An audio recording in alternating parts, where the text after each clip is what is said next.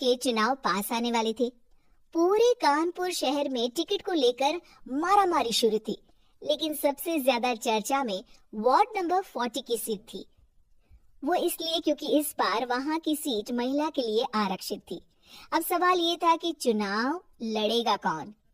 इससे पहले ठाकुर साहब वहां से पार्षद थे और इस बार उन्होंने अपनी पत्नी सीमा ठाकुर को टिकट दिलवाई और ठाकुर साहब की शान के कारण सीमा जी ने 20,000 वोटों से चुनाव जीत लिया। अरे बधाई हो सीमा भाभी, अब तो आप वार्ड की पार्षद बन गई हैं। अब तो हमारे काम आप ही करवाएंगी।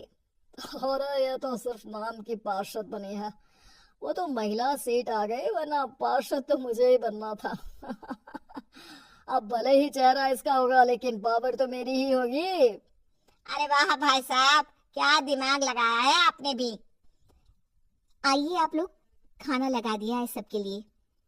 सीमा जी पार्षद बन चुकी थी, फिर भी उनकी एक ना चलती। सारे काम ठाकुर साहब खुद ही संभाल लेते और जहाँ जरूरत पड़ती वहाँ सीमा जी का अंगूठा लगवा लेते। सीमा जी ज्यादा पढ़ी लिखी भी नहीं थी।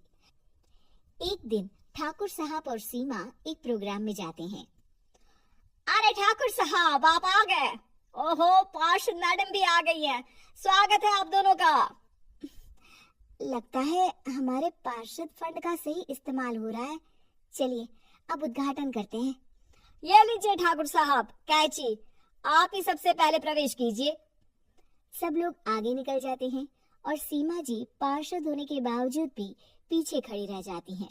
वो देखती हैं कि वेलकम बोर्ड पर उनका नाम है, लेकिन महिला होने के कारण कोई उनका सम्मान नहीं कर रहा। अगले दिन एक आदमी उनके घर आता है। अरे ठाकुर साहब नमस्कार।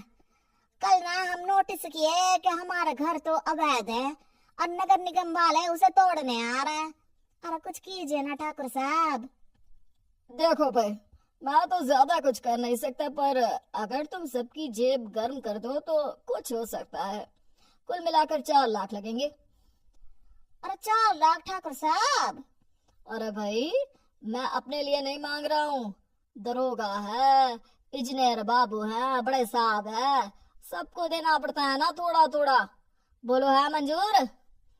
तभी वहाँ अचानक सीमा जी आ जाती हैं। अरे ये आप क्या कर रहे हैं? पहले इन्हीं लोगों से तो आपने वोट मांगे, अब इनसे ही पैसे ले रहे हो। अरे चुप रहो तुम, तुम्हारा काम है सिर्फ अंगूठा लगाना, तुम वही किया करो। मुझे दूसरे काम तुम मत सिखाओ, समझी? और तुम ना जाओ, अब पैसे लेकर आओ, वरना जेसीबी किसी भी वक्त आती होगी।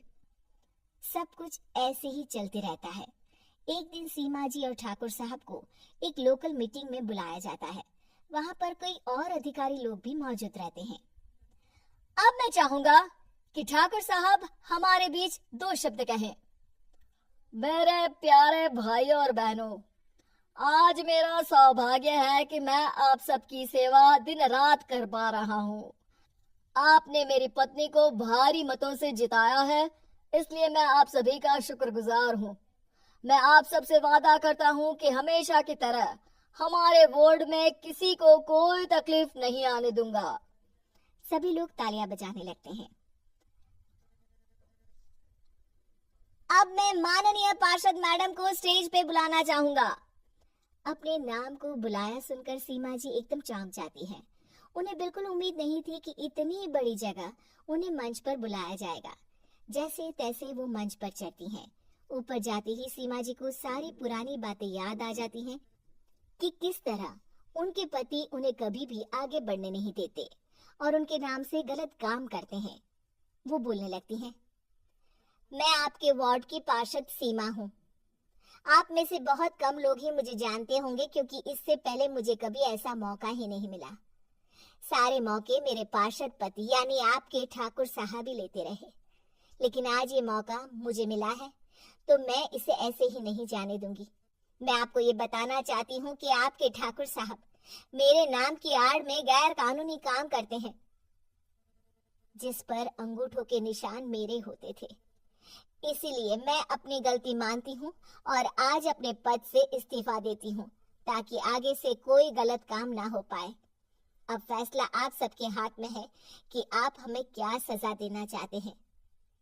सीमा जी की बातें सुनकर ठाकुर साहब के चेहरे का रंग उड़ जाता है और वो शर्म से मुंह नीचा करके वहां से चले जाते हैं और पद से इस्तीफा देकर ही सही सीमा जी अपने आप में आत्मविश्वास महसूस करती हैं।